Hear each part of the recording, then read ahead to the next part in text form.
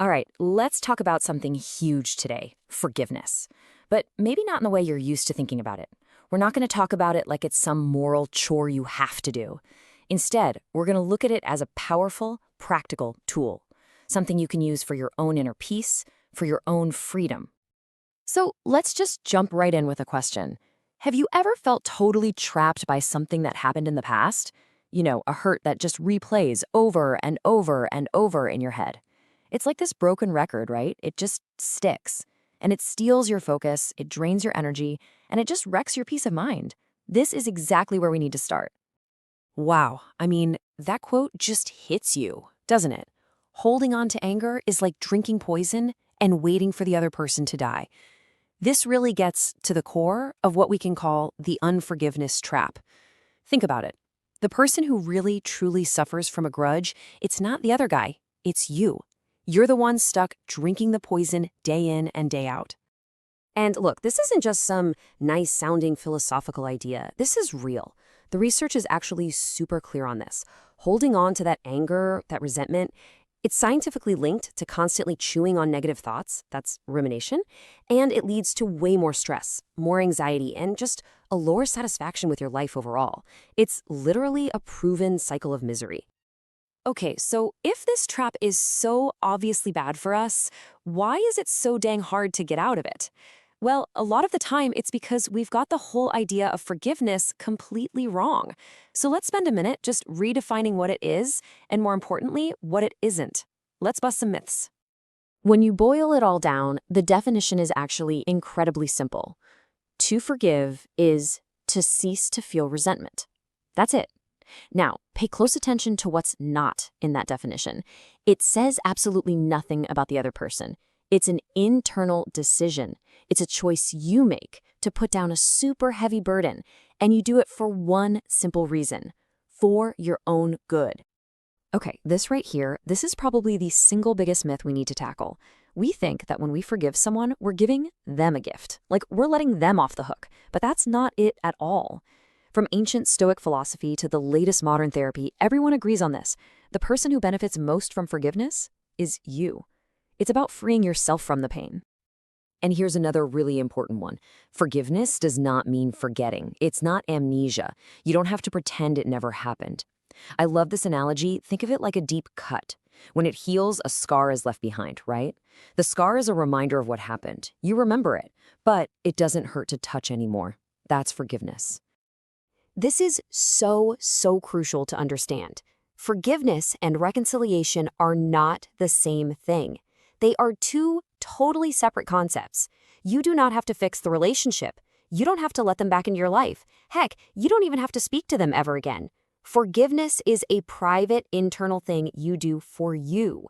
It's you releasing that poison. You can forgive someone and still keep a healthy, protective distance. All right, so even when we get the definition right, we all know forgiving can still feel, well, impossible sometimes. It's hard. So let's be honest about the obstacles, the things that really stand in our way. And then let's look at the incredible payoffs that are waiting for us on the other side. Yeah, these probably look familiar, right? These are the big ones that keep us stuck. They never even apologized, or I'm just worried if I forgive them, they're going to turn around and hurt me all over again.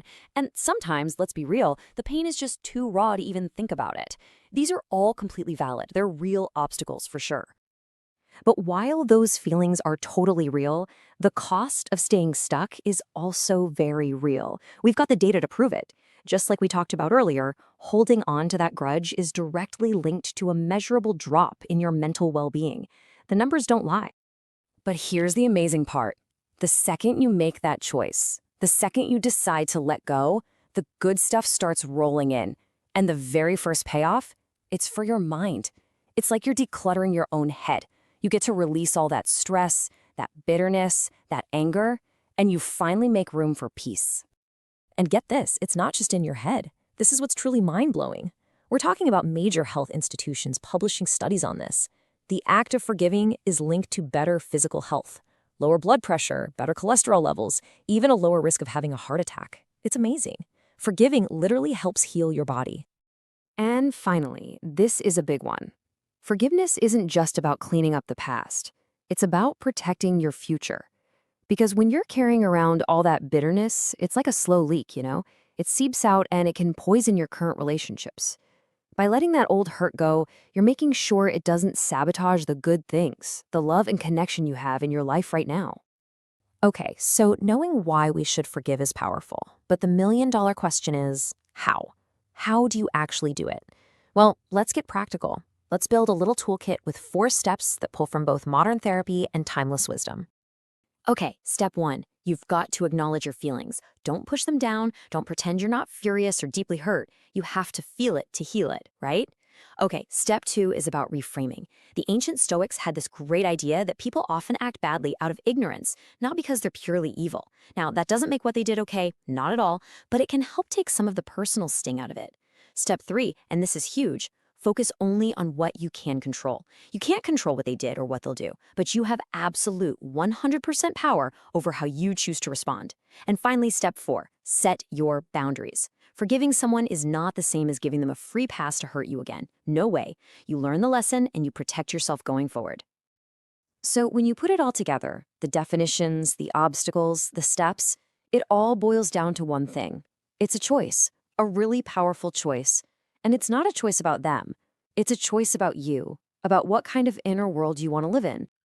And that choice leads us to a really interesting shift in perspective. You know, our culture is obsessed with the pursuit of happiness, right? Always chasing the next thing. More money, a better job, more validation from others. But maybe there's a better way. Instead of chasing happiness, what if we cultivated contentment? Contentment is different. It's that deep down feeling of knowing that you are enough right here, right now. It doesn't depend on anything outside of you. It comes from within. And this quote from the Roman Emperor Marcus Aurelius just nails it. You have power over your mind, not outside events. Realize this, and you will find strength. This is the master key, isn't it? The strength you need to forgive, the ability to find peace, that feeling of contentment. It all comes from this one realization. Your real power isn't in trying to control the world out there, but in mastering the world in here. So I want to leave you with a question to just think about. What's that one resentment you're carrying? You know the one that's just renting space in your head for free. Now just imagine, what would it feel like to finally let it go? What kind of freedom, what kind of peace, what kind of energy would you get back if you made the decision, just for you, to finally put it down?